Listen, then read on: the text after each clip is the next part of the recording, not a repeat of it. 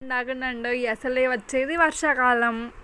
స్కూల్‌కి వెళ్ళొచ్చిన చిన్న పిల్లల దగ్గర నుంచి ఆఫీస్‌కి, పొలం పనులకు వెళ్ళొచ్చే పెద్దవాళ్ళ వరకు ఈ వర్షాకాలంలో చల్లగా వేడి వేడిగా ఏదన్నా తినాలనుకుంటారు కదా!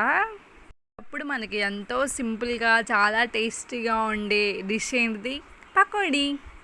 పకోడీ కాదండోయ్ ఇంకా చాలా ఉన్నాయి.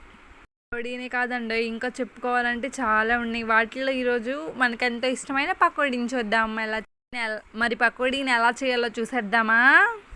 పకోడీకి కావాల్సిన పదార్థాలు: నూనె, శనగపిండి, ఉప్పు, కారం, సన్నగా తరిగిన పచ్చిమిర్చి, గోరువెచ్చని నూనె, లైట్గా పసుపు, చాలా అంటే చాలా కొంచెం నీళ్ళు. అన్నట్టు చెప్పడం మర్చిపోయానండి, మీకు ఇష్టమైతే కరివేపాకు కూడా వేసుకోవచ్చు. మాకైతే ఇష్టం లేదు కాబట్టి మేము వేసుకోలేదు. మీకు నూనె ఎందుకు వేస్తారనే డౌట్ కూడా వచ్చిండిద్ది కదా. ఎందుకు అనుకుంటున్నారా? నేను చెప్పేస్తాగా మీకు.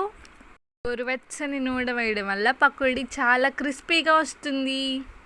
వీటినన్నిటిని మంచిగా కలిపేసుకొని బాగా కలుపుకొని ఇంకేముంది వేడి నూనెలో డీప్ ఫ్రై చేసేస్తే వేడిగా పకోడీ రెడీ. అన్నట్టు చెప్పడం మర్చిపోయానండి. మన వీడియో నచ్చితే లైక్ చేసి, షేర్ చేసి, సబ్స్క్రైబ్ చేసి మీకు నచ్చిన వంటకం కామెంట్ చేయండి. మేమైతే చేయడానికి ట్రై చేస్తాం.